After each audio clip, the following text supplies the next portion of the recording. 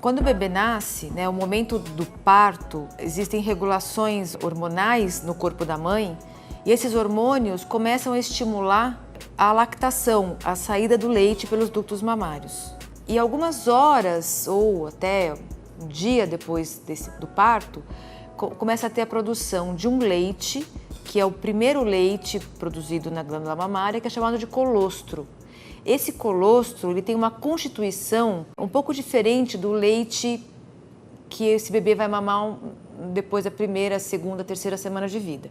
Então é um leite que normalmente tem mais gordura, tem mais caloria, que para dar um aporte maior de nutrição para esse bebê. Ele tem uma quantidade muito grande de imunoglobulinas ou os anticorpos maternos que vão proteger o bebê e ele é o início da proteção do trato intestinal do bebê.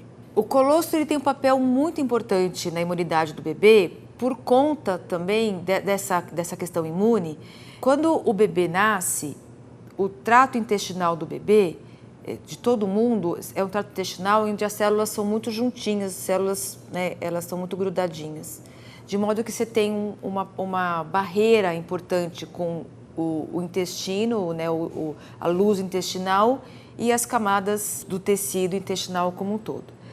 Quando o bebê nasce, existe um certo afrouxamento nessas células. Esse afrouxamento permite com que algumas macromoléculas do leite materno possam ser melhor absorvidas pelo tecido intestinal do bebê.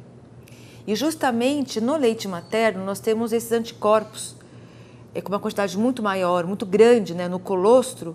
Esses anticorpos são absorvidos mais facilmente neste momento. Nos primeiros meses de vida do bebê, só o leite materno é o suficiente para que ele tenha uma boa nutrição.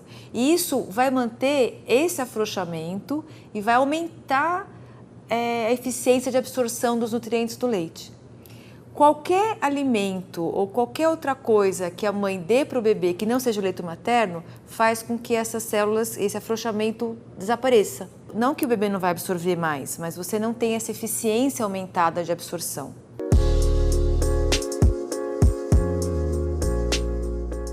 O colostro da mãe do bebê que nasce prematuramente, ele é diferente do colostro da mãe do bebê que nasce a termo.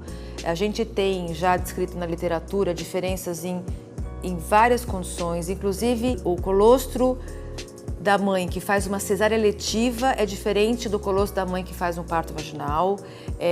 O colostro da mãe obesa é diferente do colostro da mãe magra. Existe uma adaptação do momento do parto, a característica materna, e quando o bebê é prematuro, esse colostro ele sofre uma adaptação para dar mais aporte calórico, nutricional para esse bebê.